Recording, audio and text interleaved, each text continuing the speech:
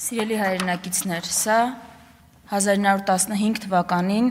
Արևմտյան Հայաստանում ցեղասպանության ենթարկված հայ ժողովրդի զավակ կնոջ իր զավակով անապատում հայտնված կնոջ պատկերն է։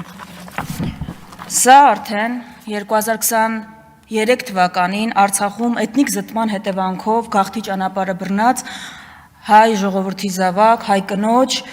պատկերը իր երեխան կրծքին։ Փաստորեն ցեղասպանությունից 100 տարի անց մենք կրկնեցինք ցեղասպանության պատկերները, այս անգամ ուղղակի դրանց գունավորներ ունեցանք։ Երկու հայկական պետությունների ունենալու պարագայում ու սա տեղի ունեցավ նաև ու առաջին հերթին այն պատճառով, որովհետև թշնամին դարձավ կիրթ ու կառուցողական ու Հայաստանում վարվեց թշնամուց եկող սպառնալիքի նվազեցման քաղաքականությունը ու այդ ուղերձը հնվեց մեր հանրությանը։ Հիմա էլ այդ նույն քաղաքական ուժը, որը Ադրբեջանից եկող սպառնալիքն էր նախ մեղմացնում, նոր սպառնալիք է գտել մեր ժողովրդի համար։ Ու այդ սպառնալիքը ոչ ավել, ոչ պակաս Արարատ լեռն է։ Պարզվում է, եթե մենք մի քիչ շատ խոսենք Արարատի մասին, մի քիչ շատ նայենք Արարատին, ընդհանրապես խոսենք ու մեզ իդենտիֆիկացնենք որպես ժողովուրդ, որի ինքնության հիմքն է Արարատը, Թուրքիան կջղայնանա ու կարող է նաև հարձակվել։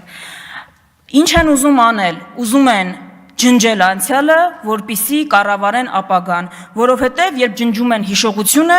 ոճրագործը հաղթում է։ Իրականության մեջ իշխող ուժի քաղաքականությունը ու նպատակները պարզ են։ Իհարկե, իրենք այս ամենը ուրացում չեն անվանում։ Իրենք ասում են մենք ընդհանրապես հարց ենք տալիս, մենք ընդհանրապես էլ ցեղասպանություն հաճախ չենք օգտագործում, այդ դեպքերին տարբեր անվանում ենք տալիս հայոց ցեղասպանության։ Ու երբ հարցնում ես օրինակ 110-ամյակի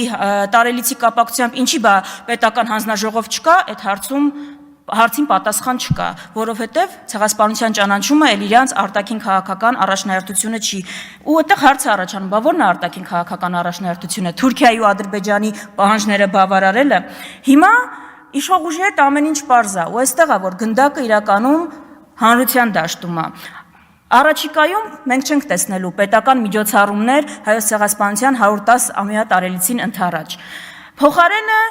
օրինակ 2025 թվականի ապրիլի 23-ին Հանրապետության հրապարակից 19-15-ին մեկնարկելու է ջահերով երթը, որը այս պայմաններում փաստորեն միակ համազգային միջոցառումն է, որը սգալուց բացի կոչ է անում պայքարել մեր իրավունքների մասին, իրավունքների համար։ Դրա համար այս կոնտեքստում է, որ ջահերով երթը դարձել է, մասնակցությունը ջահերով երթին դարձել է ավելի կարևոր երևույթ է, քան երբևէ եղել է, որովհետև ցեղասպանությունը չկրկնելու մի հատ ճանապարհ կա, ու դա Թուրքիայի ու Ադրբեջանի պահանջները բավարարելը չի։ Դա մեր իրավունքների համար պայքարն է։ Դրա համար բոլոր նրանք, ովքեր դեմ են այս ուրացման քաղաքականությանը, մերժում են ուրացումը, հիշում են իրանց ինքնություն մասին, հիշում են իրանց անցյալը, որպեսզի չկրկնեն արդեն երրորդ ցեղասպանությունը, կոչ եմ անում մասնակցել ամենամյա ջահերով երթին։